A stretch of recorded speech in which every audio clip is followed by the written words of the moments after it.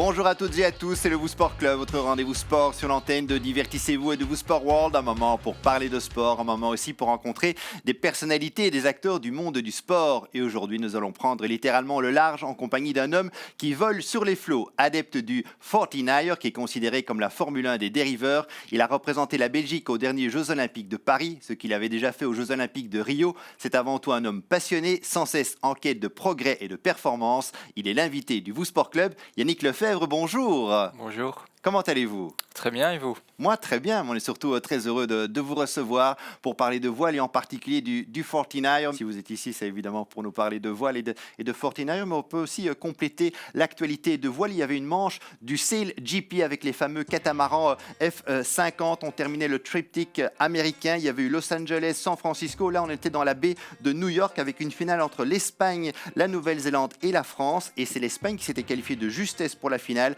avec le barreur Diego Botín qui va s'imposer et donc réaliser le back-to-back après la victoire du côté de San Francisco. Au classement général de la saison, l'Espagne est en tête devant l'Australie et la Nouvelle-Zélande, mais il n'y a que 2 points d'écart. La Nouvelle-Zélande avec le barreur Peter Burling. Diego Botín, Peter Burling, j'imagine Yannick Lefebvre, ce sont des noms qui vous sont communs, que vous connaissez excessivement bien. Oui, absolument. Il y a plusieurs athlètes du CLGP. Il y en a beaucoup même qui sortent du 49er, de la discipline 49er, parce que c'est une discipline aussi tellement haut niveau et quand tu navigues bien en 49er, tu sais naviguer sur plein d'autres surtout quasiment. Ouais.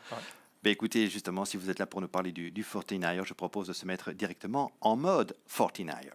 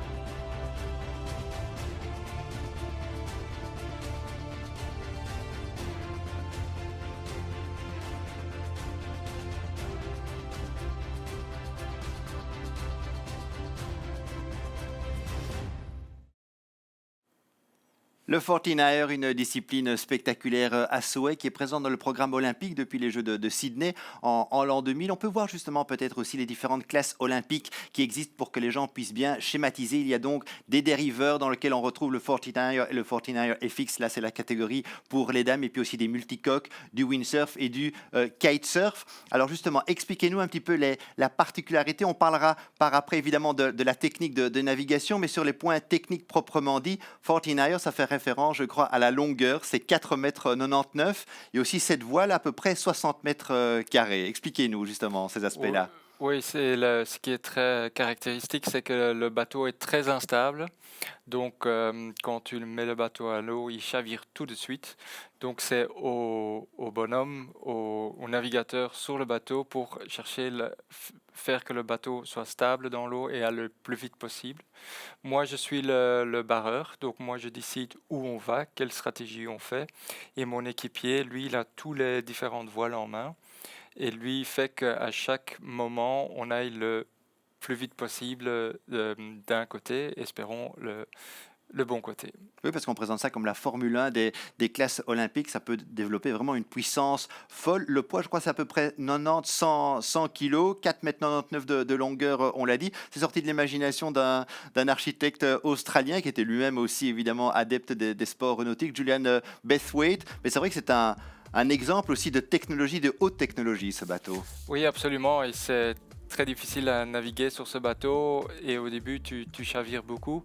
Mais ce qui est fantastique, c'est que tu te bats contre les éléments, disons les vagues, la mer, beaucoup de vent. Et en même temps, tu dois gérer des compétiteurs qui veulent te dépasser.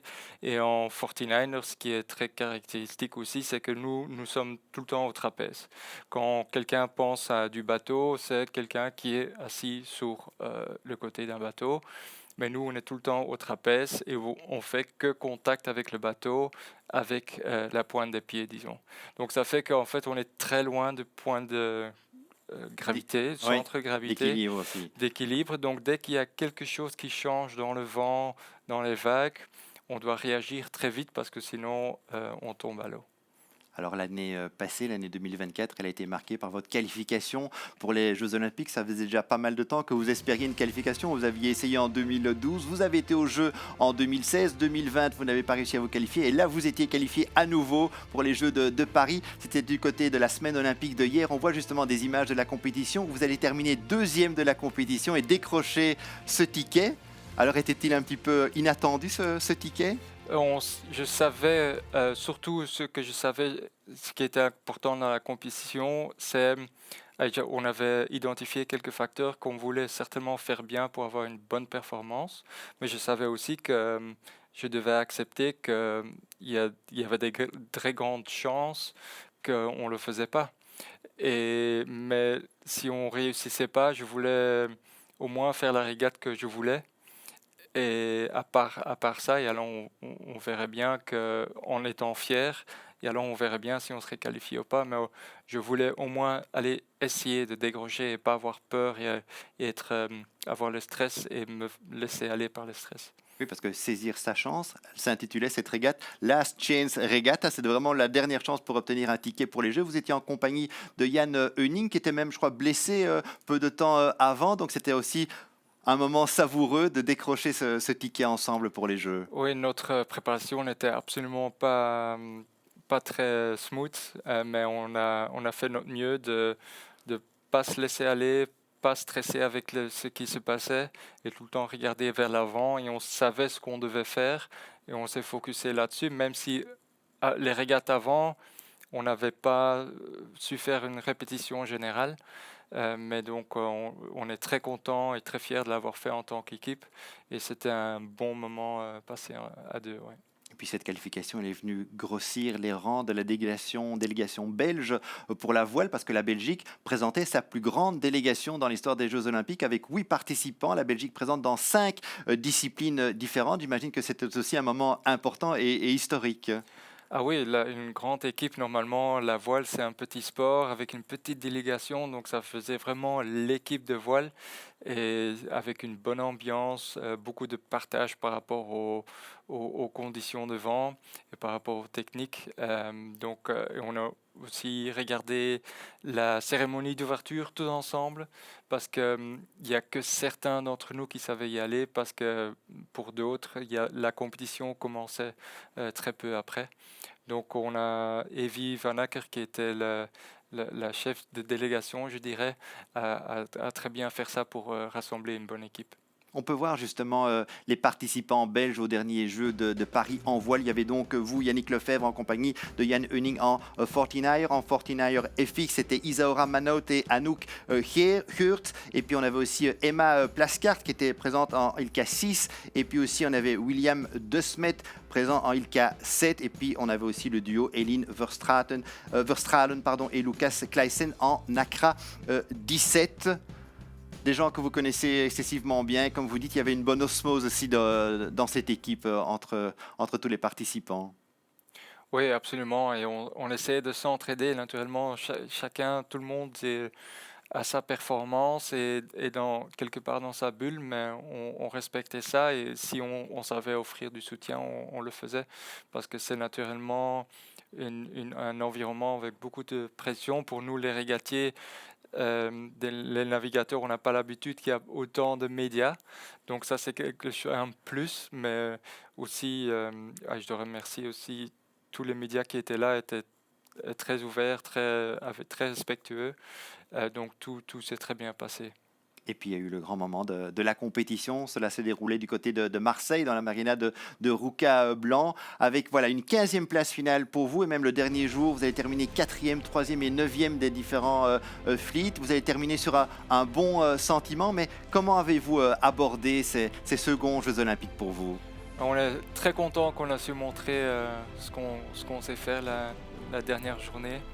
Au début, c'était un peu chaotique pour nous. Je pense qu'on voulait un peu trop dans les décisions, dans les tactiques.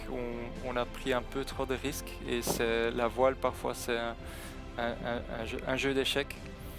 Et on voulait parfois trop.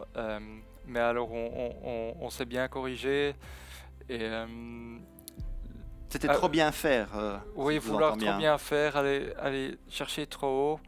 Et avant le dernier soir, en fait, euh, j'ai aussi pensé que c'était peut-être la dernière régate ou ma dernière journée en Forti. Et j'adore le Forti et je voulais prendre du plaisir.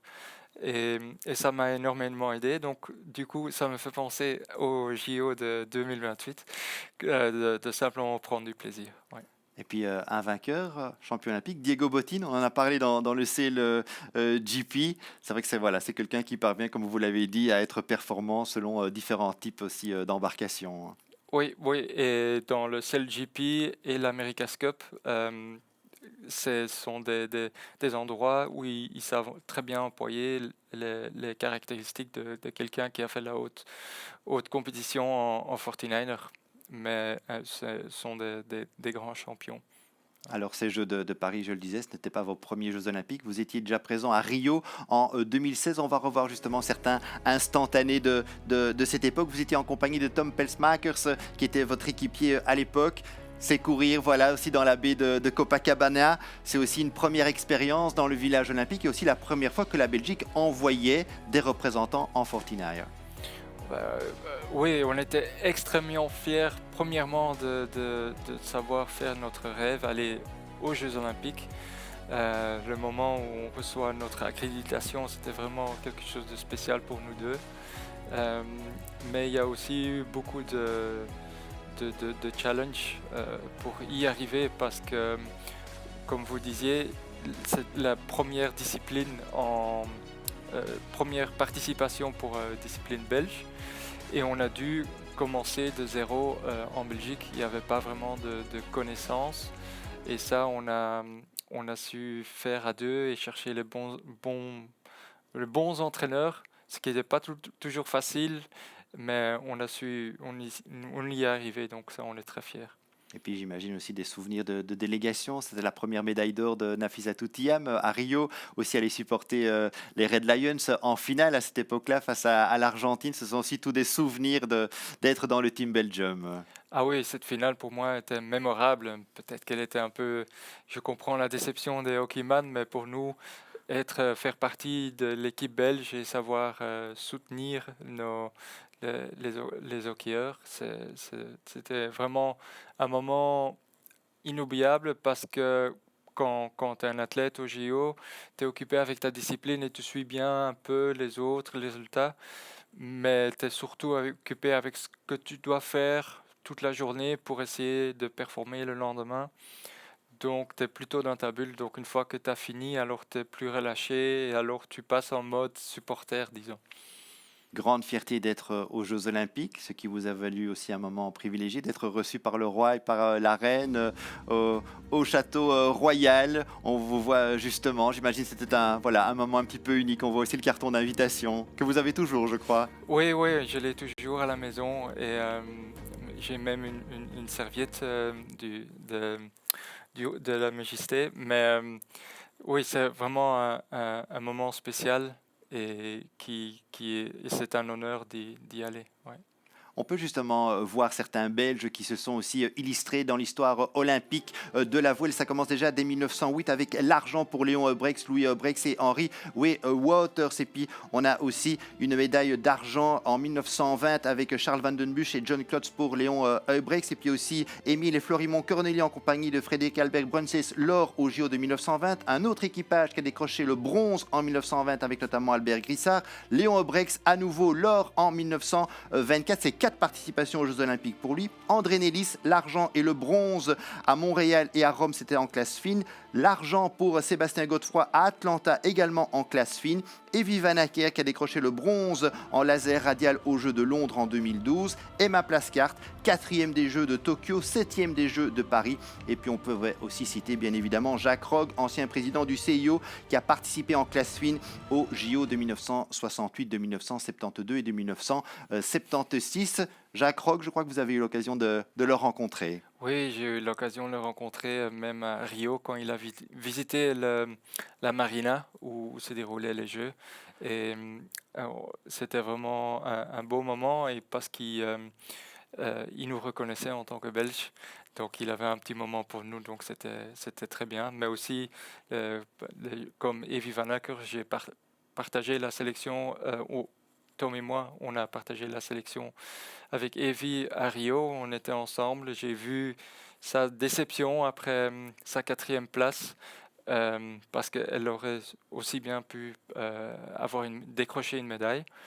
J'ai vu sa déception et chapeau pour ce qu'elle a continué à faire dans la voile et faire son parcours. Et rester motivé. Et rester motivé, oui. Vous l'avez déjà évoqué en 2028. Ce sera LA, les Jeux Olympiques auront lieu à Los Angeles. C'est le site aussi de Long Beach en Californie qui a été choisi pour les épreuves de voile. Vous aurez alors 39 ans.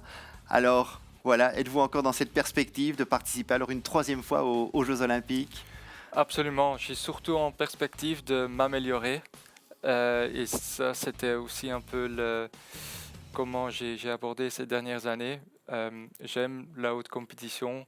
Et c'est surtout le fait de savoir m'améliorer en tant que personne et améliorer notre performance sportive qui m'attire et qui me motive.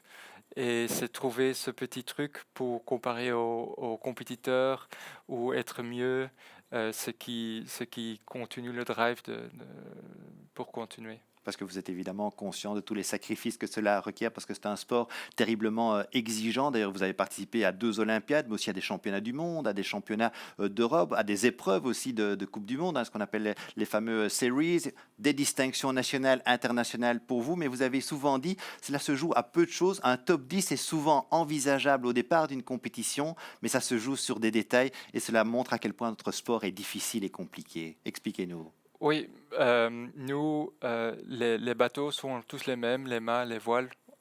Nous, sur le bateau, on passe l'entraînement à apprendre à faufiner les réglages et apprendre à régler notre bateau. Mais le matériel est le même. Donc, et toutes les équipes sont tellement haute performance que même quelqu'un qui est 25e place sait faire une première place. Donc vraiment, celui-là qui gagne, c'est vraiment quelqu'un de très all-round parce qu'il y a aussi différentes circonstances de vent. Il y a petit temps, il y a tempête, il y a le moyen. Et dans toutes les formes de vent, avec du courant, petite vague, grande vague, il faut essayer de régler son bateau le mieux possible et de savoir trouver les techniques nécessaires pour faire aller ton bateau le plus vite possible. Et puis tout cela est aussi géré par une instance internationale. On peut justement voir les différentes fédérations. Il y a le World Sailing qui est vraiment l'instance internationale. Et puis en Belgique, on a la Belgian Sailing, la fédération nationale avec des ailes communautarisées, Wind and Watersport Vlaanderen du côté de la Flandre, et puis et puis la fédération francophone du yachting belge, où vous êtes aussi directeur technique justement pour transmettre votre savoir. Oui, énormément. Transmettre mon savoir, c'est quelque chose que j'aime bien. Même déjà avant que j'étais directeur technique, j'étais très, très à l'écoute où j'aimais partager à propos de certains talents. Mais maintenant, ça me permet vraiment de redonner et de créer des programmes dont je suis convaincu que ça aide les jeunes à devenir meilleurs dans ce qu'ils font, mais aussi en prenant du plaisir, tout comme moi je l'ai fait quand moi j'ai commencé. Et pour moi, pour voir des jeunes prendre du plaisir avec un sourire en naviguant et en apprenant avec un bon encadrement, ça, c'est ce c'est quelque chose qui me donne chaud au cœur et qui me donne beaucoup d'énergie. Et les jeunes, que disent-ils? 2 participations aux Jeux Olympiques pour vous. Pour les jeunes, je suis simplement Yannick et j'espère, j'aime surtout être à l'écoute, pas simplement de ce qu'ils doivent faire sur l'eau pour avoir une meilleure performance, mais aussi comment ils gèrent ça personnel. Il y a des jeunes qui ont peur dans beaucoup de vent et chacun a son défi et chacun doit, pour aller de l'avant, doit simplement mettre un pas par pas, un pied avant l'autre. Et c'est ça qu'on essaye de faire avec tous les jeunes. Et il y a certains jeunes qui ont un certain talent naturel et d'autres moins, mais ça ne veut pas dire qu'ils seraient allés moins loin au final. En Belgique, il y a des ports maritimes, Ostende, Anvers, Bruges, Zeebrugge. On a aussi des ports fluviaux avec Bruxelles, Liège, Namur, aussi des ports de plaisance avec Mons, Ytre comme exemple. Et puis aussi des lieux récréatifs qui sont sans doute voilà l'endroit idéal pour débuter justement et pour commencer. Vous avez commencé au Speucom, qui est juste derrière le port d'Ostende, qui est un bassin artificiel. Vous avez commencé très jeune, je crois, vers l'âge de 7-8 ans. Oui, oui. Mon papa m'avait acheté un petit optimiste que je pouvais employer sur le bassin de chasse, on l'appelle. Mais en fait, ça a commencé en faisant de la pêche, attraper des crabes, sauter des pontons, s'amuser avec des copains, chavirer les bateaux, faire du kayak, faire différents sports. Et ça a commencé comme ça. Et petit à petit, la compétition est venue, mais le fun était primordial et ça a commencé par le fun. Et d'ailleurs, mes parents ont jamais poussé en compétition, c'est tout le temps moi qui ai demandé pour aller faire la compétition. Pour que les gens visualisent, combien y a-t-il de clubs nautiques en Belgique? On dit qu'il y en a à peu près 40, 50 du côté de la Fédération Wallonie-Bruxelles, 80 à 90 du côté de la Flandre. C'est à peu près ça, à peu près cela, ce genre de Oui, oui, chiffres? exactement. Mais il y a quelques beaux lacs en Belgique et j'invite tout le monde à aller une fois essayer ou faire un petit camp, un camp de voile à la DEPS. Alors je le disais, vous avez commencé relativement jeune. On va revoir justement des photos de vous plus jeune. Mais à quel moment avez-vous alors décidé de passer semi-professionnel ou de vous orienter vers le professionnalisme en voile? Euh, c'est surtout quand on commence à étudier qu'alors il y a des choix qui doivent se faire. À ce moment-là, j'ai pris la décision de vraiment me, me mettre plus full-time en direction du sport. Mais ça implique des sacrifices. Euh, c'est pas une vie normale d'étudiant. Moi, je me disais tout le temps des fêtes, je sais en faire plus tard, tout le temps. Mais tout comme en direction dans une Olympiade, il y a beaucoup de sacrifices parce que tous les régates, beaucoup d'entraînements, tout se passe à l'étranger. C'est tous des moments où tu es partie de la maison, partie de la famille, partie des copains, je dirais. Mais tu dois savoir pourquoi tu le fais. Et vous dites que votre père ne vous a jamais poussé, mais vous avez aussi bénéficié d'un environnement familial pour vous épanouir aussi dans le monde de la voile, parce que votre famille est très active évidemment dans le monde de la voile. Il y avait une entreprise familiale, Lefebvre Sales, et puis justement avec votre frère aujourd'hui, je crois que c'est Michel, qui justement a poursuivi tout cela avec une collaboration avec un grand groupe UK Sailmakers, et vous êtes aujourd'hui représentant de UK Sailmakers Belgium. C'est vrai que c'est toute une entreprise familiale, il y a tout cet environnement aussi. Oui, oui, exactement. Et mes grands-parents habitaient Namur, mais comme mon papa Michel voulait absolument commencer une voilerie, ils sont déménagés vers la côte. Et ensemble avec mon grand frère, il a tenu la voilerie encore tout le temps d'ailleurs. Euh, mais mon papa était aussi notre coach à Paris. Donc c'était un beau moment de savoir vivre ça en famille. Oui, parce qu'à vos débuts, votre papa vous a soutenu justement pour les voiles, mais vous avez aussi eu différentes formes de soutien tout au long de votre carrière. Vous avez eu un statut d'athlète de haut niveau à la défense belge et puis aussi via Sport Vlaanderen. Et aujourd'hui, vous avez aussi ce statut de ADEPS Pro, de sportif de haut niveau. Vous avez aussi été l'ambassadeur de différentes marques dans votre carrière, mais il y a toujours eu cette difficulté de couvrir tous les coûts logistiques et les coûts de matériel de votre sport, même si, comme vous le dites souvent, je suis très reconnaissant de toutes les aides que j'ai pu recevoir. Oui, oui, absolument. La voile, c'est un sport qui coûte de l'argent, mais je suis extrêmement reconnaissant pour tous les partenaires qu'on a eus. Euh, mais c'est une réalité qu'on doit faire avec. Et, et grâce à ma famille, on a tout le temps trouvé Des solutions. des solutions exactement. Mais la voile n'est pas un sport très médiatisé, donc c'est pas facile d'aller chercher des sponsors. Quand tu vas chercher des sponsors, tu essayes vraiment de savoir montrer ta plus-value en partageant ton histoire pour essayer de créer une sorte d'inspiration pour les employés, pour commencer à faire du sport ou aller chercher leur ambition. Ou d'un autre côté, tu essayes d'aider à développer certains produits qu'ils ont en redonnant du feedback qui est pour eux de qualité pour continuer à développer leurs produits. Alors, quand on parle de Fortinaire, évidemment, on est à deux sur l'embarcation. Vous avez eu différents partenaires. On peut les voir justement. Vous avez eu Wannes Van Laar, qui, comme vous, a grandi du côté de Ostende. Mathieu Jensens de Bistoven. C'est l'époque sans doute des contrats à la défense à cette époque-là. Tom Pelsmakers en 2015, une association fructueuse. Vous avez connu beaucoup de succès ensemble. Et puis Jan Heuning en 2023. On aurait pu aussi citer Youn Bertin, qui avait remplacé Jan Heuning quand il était blessé. Toute la difficulté de trouver un bon duo, une bonne entente, ça reste une alchimie. Oui, énormément. Et tous les équipiers, on a eu des histoires spécifiques. Et ils avaient tous leur force spécifique.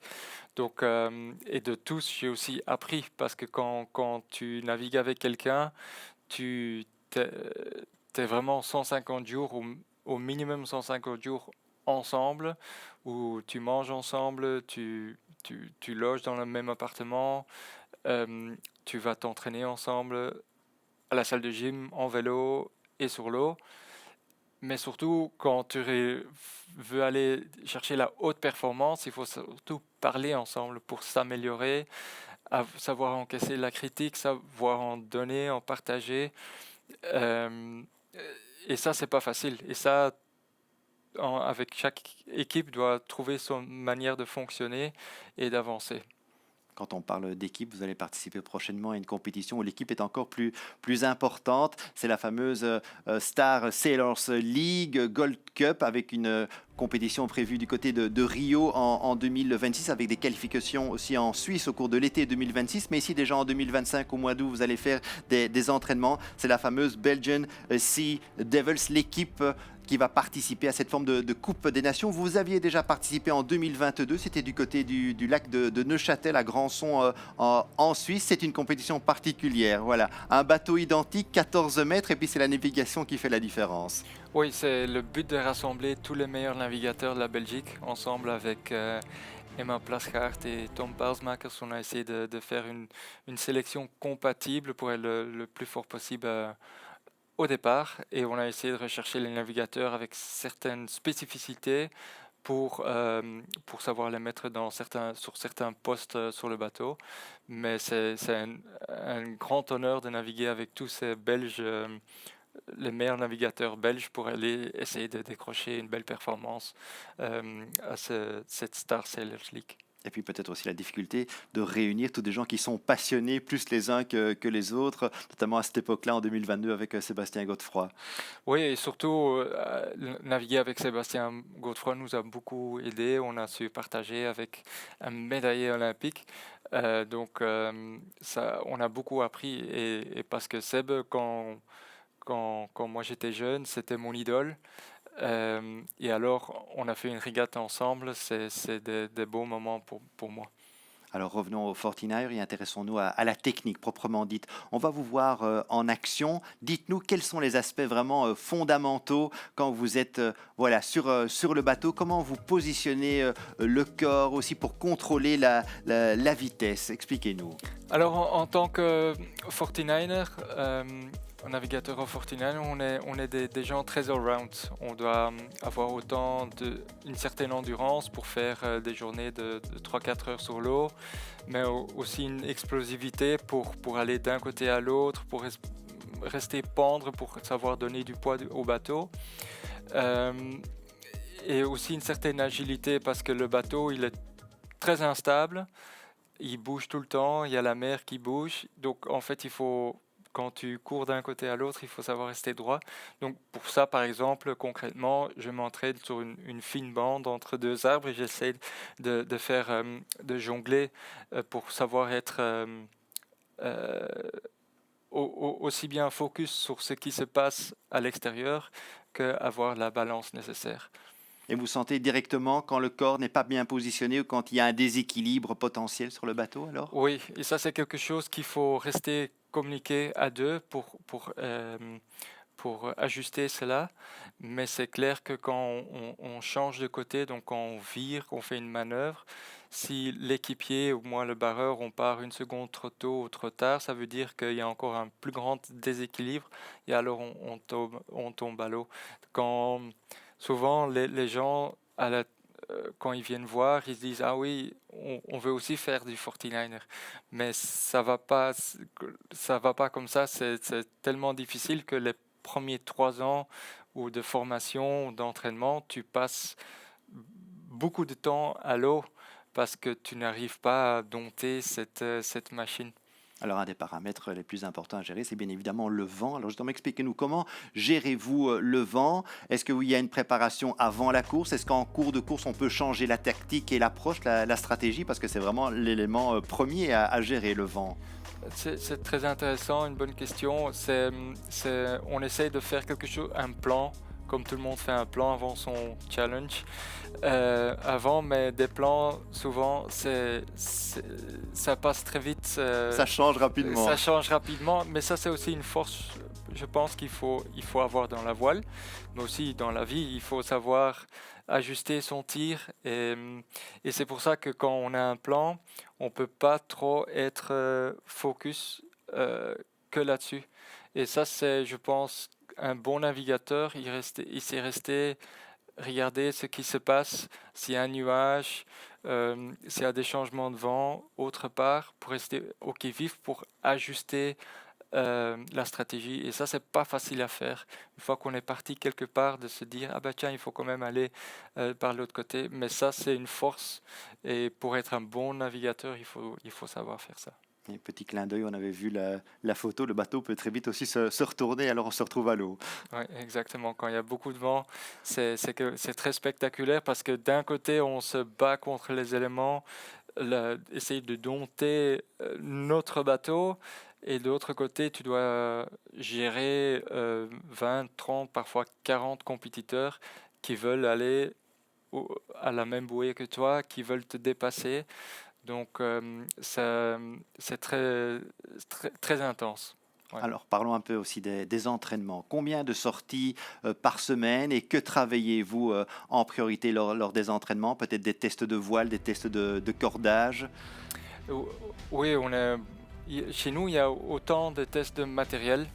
On teste la raideur du mât, ou on regarde les voiles pour essayer améliorer les voiles à notre style de navigation. Mais euh, un athlète de voile, il est autant dans la salle de gym qu'en endurance sur son vélo, course à pied, à travailler sur son bateau pour justement remplacer les cordages qui vont bientôt casser. Donc il y a différents aspects que tu dois être à 100% pour avoir une campagne euh, qui tient la route.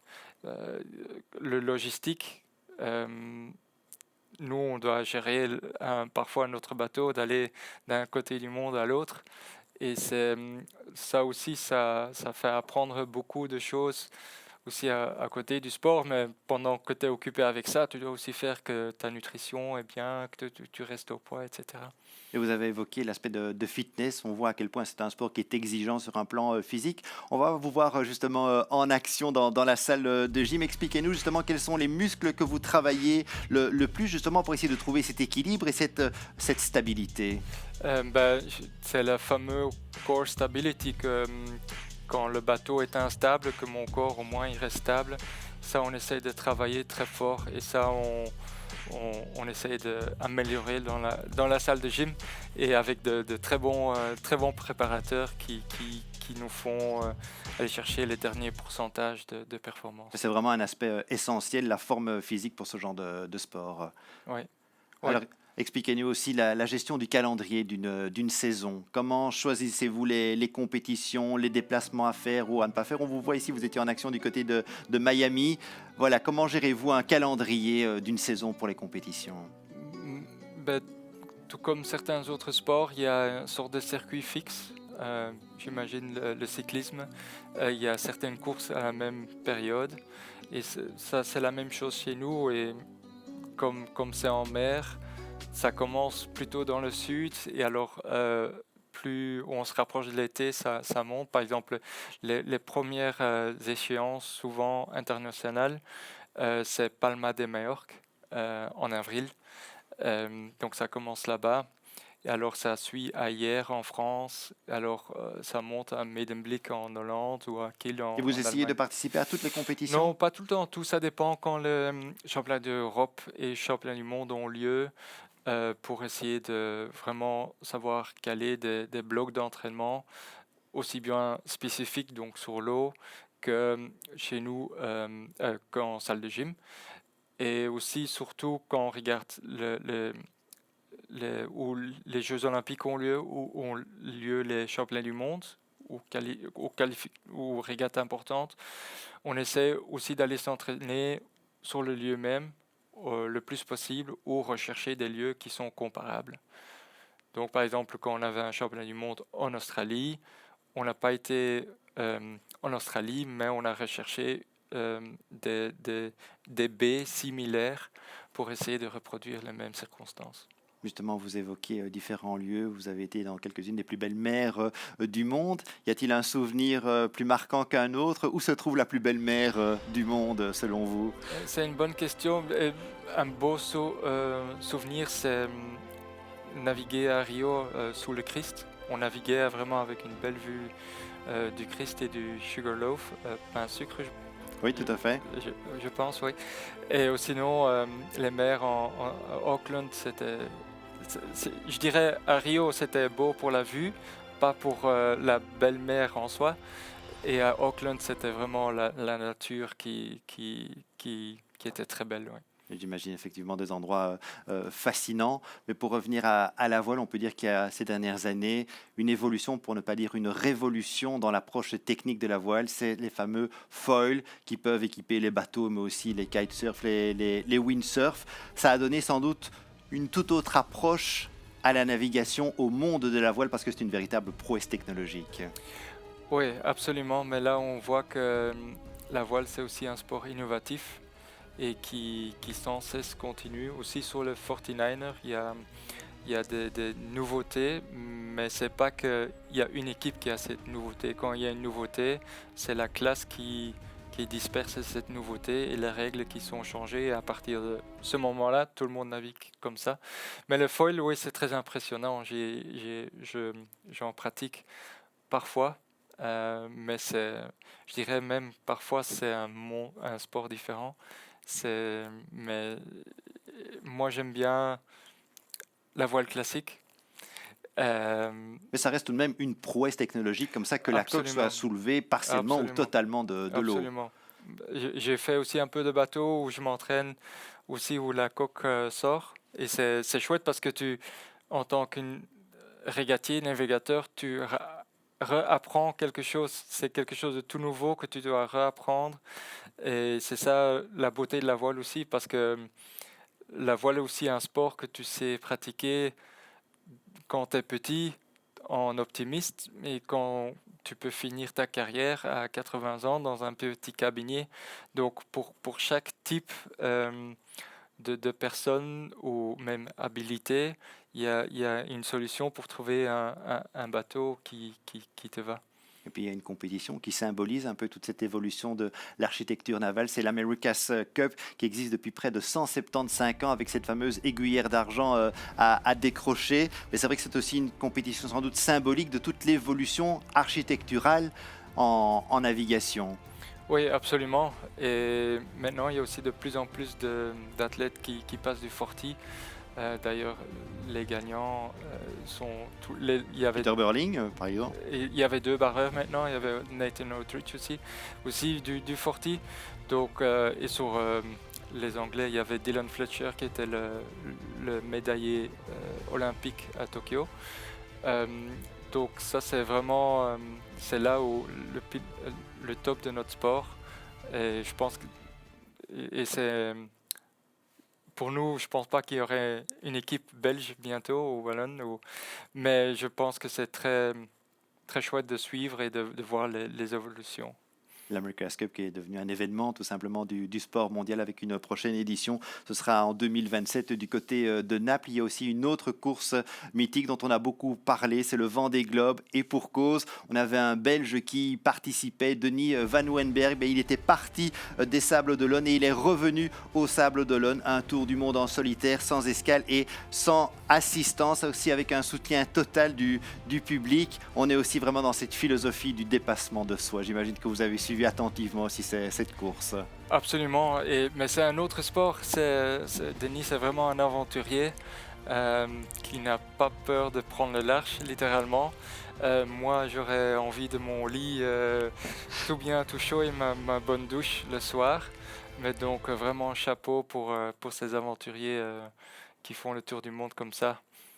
Oui, c'est vrai que c'est un dépassement fou de soi, mais justement, vous êtes attentif justement à tous ces progrès, à cette quête de performance. Vous avez collaboré avec la société QLX, notamment pour du coaching, justement pour aussi apprendre à gérer ses émotions et trouver un épanouissement tant personnel que professionnel. Et ce sont aussi des stages immersifs, pas simplement pour les athlètes, mais pour monsieur et madame tout le monde.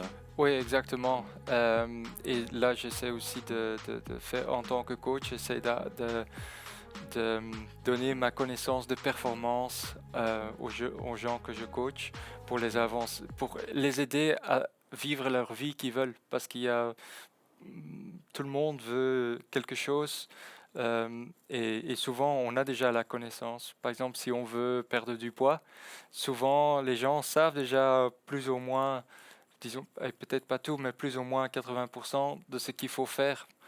Mais j'essaie d'aider pourquoi on n'a pas ça encore, pourquoi tu vis pas encore la vie que tu veux vivre. Pour moi, c'est aller chercher la haute performance pour moi-même chaque jour avec la voile.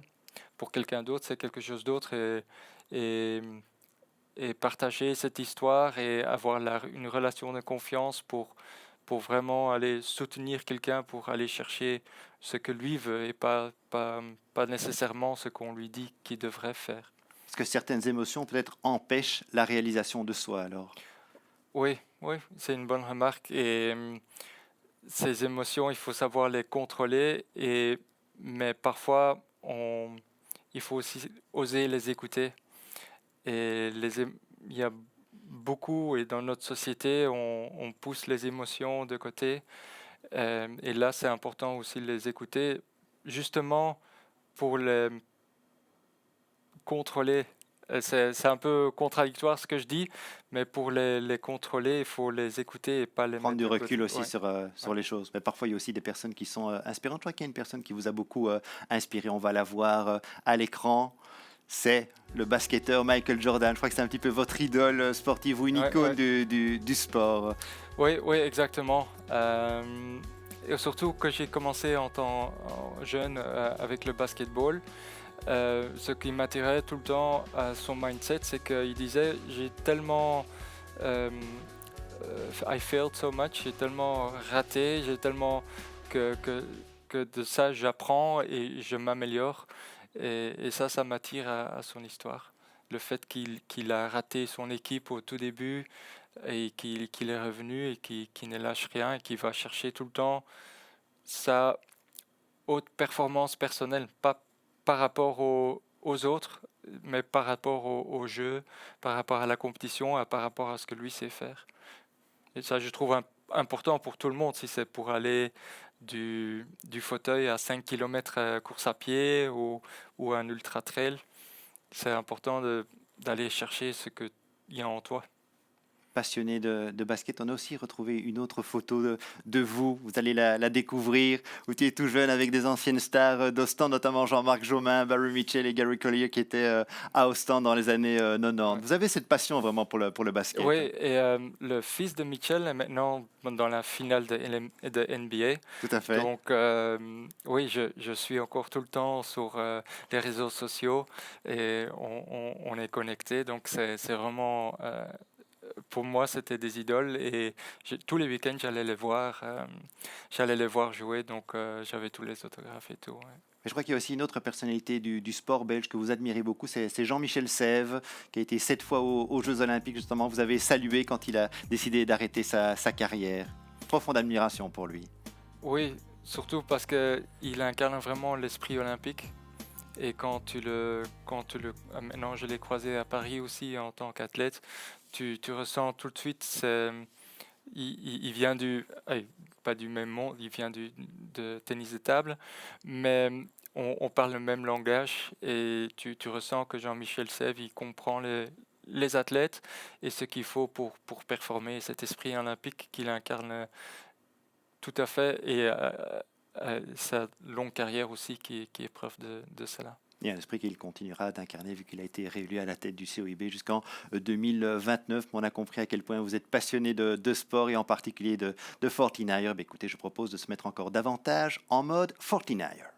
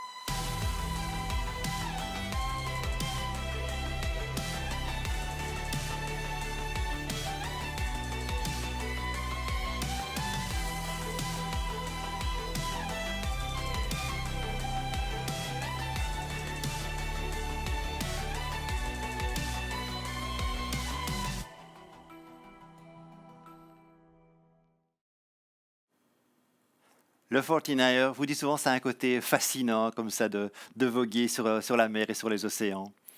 Oui, et je n'ai pas encore trouvé un autre bateau où je m'épanouis autant. J'ai essayé du cabinier, des régates dans différents bateaux, mais tout le temps je reviens au 49er. Et donc ça reste mon bateau le préféré et où, comme je disais, vraiment la compétition avec la mer, même si tu sors tout seul avec personne d'autre en tant qu'équipe, il y a tellement à s'améliorer chaque fois et encore tout le temps.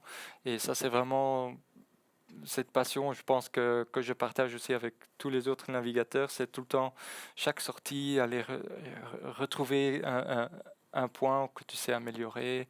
Et ça, c'est passionnant. Quand on parle des mers et des océans, il y avait dernièrement une conférence mondiale des Nations Unies du côté de Nice, justement, où on parle de protéger, de préserver et même de sauver les océans. Cela n'a pas débouché sur des décisions très concrètes, mais on a essayé de beaucoup sensibiliser les gens. Selon vous, quelles seraient les priorités, justement, pour sauver les océans? Ben, je ne suis pas expert en la matière, mais ce qu'on a bien, par exemple, on a navigué dans différentes eaux, certaines plus polluées que d'autres. Euh, à Rio, c'était extrême et c'est vraiment très important. Et ça commence, parfois on le sait pas, mais parfois ça commence chez nous à la maison, comment on trie des choses et à la fin, ça a peut-être un impact sur les océans, on ne s'imagine pas. Donc souvent, c'est ah oui, mais ça va pas changer quelque chose, mais oui, ça change quelque chose. Si tout le monde le fait, oui, ça change quelque chose. Donc je pense que c'est pas seulement les océans, mais la nature en général, que c'est très important de la respecter et préserver. Oui, parfois vous essayez de relayer tout cela aussi avec un peu d'humour. On peut voir justement sur vos réseaux sociaux, voilà, deux côtés un petit peu décalés où on peut acheter du poisson, on demande un sachet, mais non, le sachet est déjà à l'intérieur du poisson. Ou bien aussi évidemment ce parallèle par rapport à un film célèbre et par rapport à la pollution aujourd'hui des océans et des fonds marins. On arrive tout doucement à la fin de cette émission. Est-ce que vous jetez parfois voilà, un regard sur le chemin parcouru? Comme vous l'avez dit à un moment donné, je sautais sur les pontons au Spug comme j'attrapais les crabes et finalement je suis arrivé aux Jeux Olympiques.